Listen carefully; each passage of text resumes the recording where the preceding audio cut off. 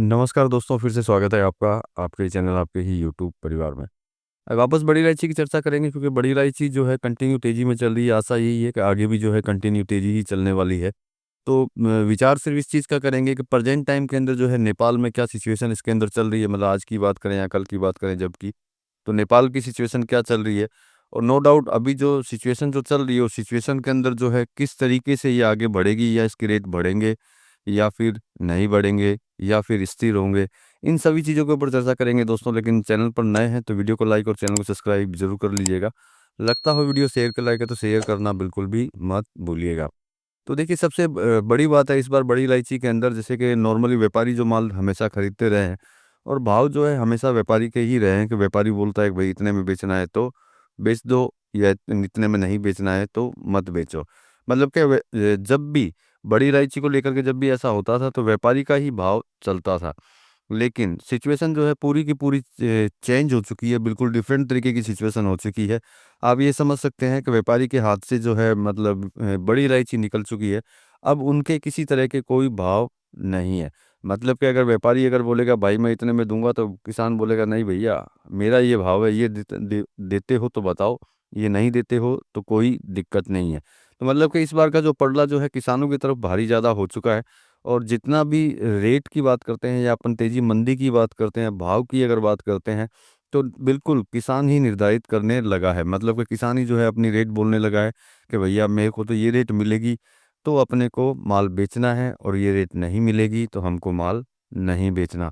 क्योंकि उनको पता है कि सिचुएशन आगे क्या होने वाली है। तो वो यूँ समझ सकते हैं कि इस साल का पूरा खर्चा और अगले साल के आधा आधे साल का खर्चा, उन्होंने समझ के 1 डेढ़ साल का खर्चा जो है वो एक साथ में ही निकालना चाहता है, जिससे कि उसको किसी तरह की कोई किंतु-परंतु ना हो। और इन अभी प्रेज़ेंट टाइम में जो सिचुएशन चल रही थी, मतलब कि थोड़ा बहुत जो माल बिक रहा था उसमें वो थोड़ा बहुत माल बेच चुका है। तो मतलब कि 2, 4, 5 महीने उसको ज़रूरत नहीं है कि उसको वो माल बेचना पड़े या फिर उसको रेट डाउन करनी पड़े। तो मतलब कि सिचुएशन को अगर देखते हैं तो कोई लंबी जो है लंबा करेक्शन जो है इसके अंदर दिखाई नहीं देता बिल्कुल भी। क्योंकि जब किसान जब सस्ते में बेचेगा नहीं, और व्यापारी जो है अपने हिसाब से खरीद नहीं पाएगा, और किसान जो है अपने हिसाब से ही अपने ही रेटों पे बेचेगा, तो निश्चित बात है तेजी का दौर जो है कंटिन्यू चलता रहेगा। नेपाल की हालत की बात करते हैं तो देखिए, जो भी इन्फॉर्मेशन है उस इन्फॉर्मेशन के हिसाब से 1,06,000 से लेकर के 1,08,000 के करीब का जो रेट जो है जे का वहाँ पे पहुँच चुका है। बोलने में देखिए बहुत लोग बोलते होंगे 1,10,000, 1,20,000, लेकिन होता नहीं है ऐसा। ऐसा तभी होता है कि जब उन भावों में कोई आदमी परचेज करे। परचेजिंग की बात करते हैं तो यही एवरेज के अंदर यही चल रहा है कि 1,06,000, 1,08,000, कहीं-कहीं पे 1,10,000 भी हो सकता है। लेकिन एवरेज का अगर मानते हैं तो 1,06,000 से 1,08,000 के करीब के अंदर जो है लोग माल खरीद रहे हैं। तो मतलब कि ये रेट जो है नेपाल का हो चुका है, लेकिन किसानों का जो रेट है वो इससे भी ऊपर है। क्योंकि वो अब जो है जितनी इन्फॉर्मेशन के हिसाब से अब वो जो है बहुत आगे की रेट मांगना चालू किया है। देखिए, माल बिका नहीं है, किसान की बात है। जो मैंने बोला हाथ में किसान के है, अगर वो माल नहीं बेचेगा तो आगे जा कर के किसानों के भाव में व्यापारियों को माल लेना ही पड़ेगा। तो देखिए, ये तो थी नेपाल की सिचुएशन जो मैंने आपको बताई। असम की सिचुएशन आपको बताई है। असम में मोटा-मोटी कुछ भी नहीं है। जो है थोड़ा बहुत वो व्यापारियों के पास थोड़ा बहुत पड़ा है, बाकी सारा माल जो है यहाँ से निकल चुका है। और जो नहीं निकला है वो तो कुछ ही दिनों के अंदर, मतलब दिसंबर आते-आते जो है फिनिश हो जाएगा। मतलब मैक्सिमम ही मान लीजिए दिसंबर के फर्स्ट वीक तक जो है आसाम का माल जो है पूरा का पूरा फिनिश हो जाएगा। अब देखिए, ऐसी सिचुएशन में करना क्या चाहिए, क्योंकि जब भी जिसको भी इस तरह की जब तेज़ी लगती है तो वो ओवर स्टॉक करना चालू कर देता है। उसको ऐसा लगता है कि भैया बहुत ज़बरदस्त तेज़ी है, तो भैया वो महँगे के अंदर भी ज़बरदस्त तरीके से खरीदना चालू कर देता है। तो देखिए, मेरा मानना तो यही है कि ओवर स्टॉक ना करके सिर्फ़ उतना ही माल रखें जिसमें अगर कोई किंतु-परंतु अगर आपके पास आए तो आप उसको सहन कर सकें, आपको किसी तरह की कोई टेंशन उसके अंदर ना हो। ओवरस्टॉक करना किसी भी कमोडिटी का, बड़ी इलायची की बात नहीं है, ओवरस्टॉक किसी भी कमोडिटी का करना हमेशा रिस्क फैक्टर रहता है।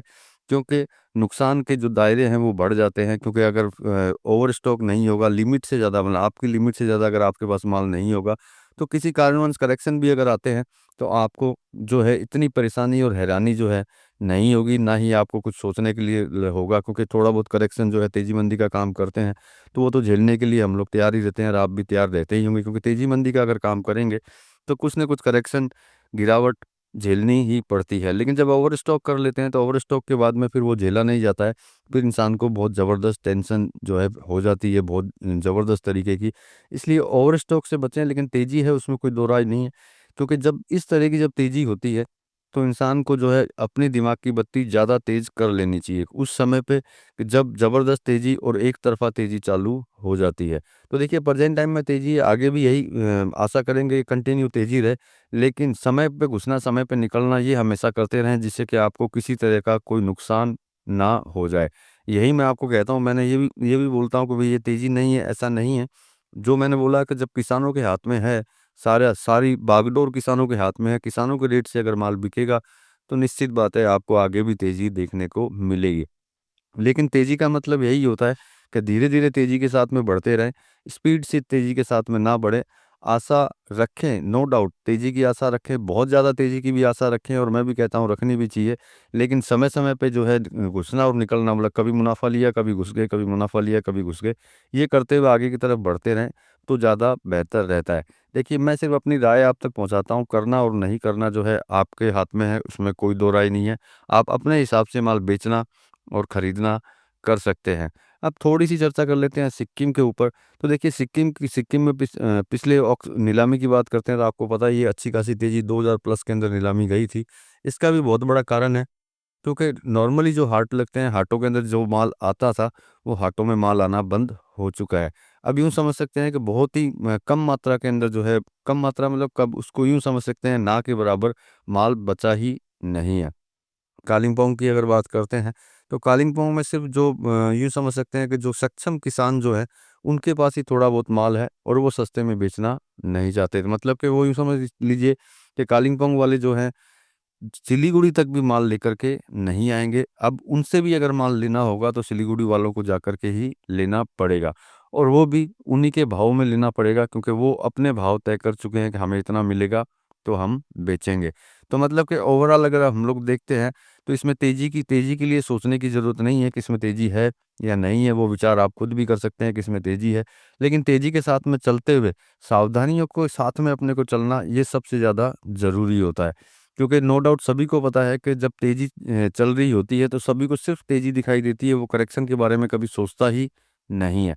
और यहीं पे जो है वो गलती कर बैठता है, क्योंकि कोई भी कमोडिटी हो, बड़ी इलायची की बात नहीं है, कोई भी कमोडिटी में अगर एक तरफ़ा तेज़ी, कंटिन्यू तेज़ी अगर चल रही है, तो उसमें हमेशा विचार करते चलें कि हाँ भई, कहीं इसमें करेक्शन तो नहीं आ जाएगा। क्योंकि आपको अगर जानकारी रहेगी कि हाँ भई, थोड़ा बहुत करेक्शन आ सकता है, तो आप अपने विचार को अच्छी तरह समझ पाएँगे और आगे बढ़ने में आपको तकलीफ़ नहीं होगी। मेरे कहने का मतलब सिर्फ़ इतना ही है कि हमेशा अगर लंबा अगर चलना हो, तो दोनों पहलुओं को साथ में लेकर के चलें, जिससे कि आपको कभी भी, किसी भी कमोडिटी में आपको किसी तरह की कोई प्रॉब्लम ना हो। अगर दोनों पहलू नहीं लेंगे तो कहीं न कहीं किंतु परंतु आप पे बिज़नेस पे हो जाएगी, चाहे वो प्रॉफ़िट में हो या फिर लॉस में हो। तो चलिए दोस्तों, मिलेंगे अगले वीडियो में अगली जानकारी के साथ में, तब तक के लिए धन्यवाद।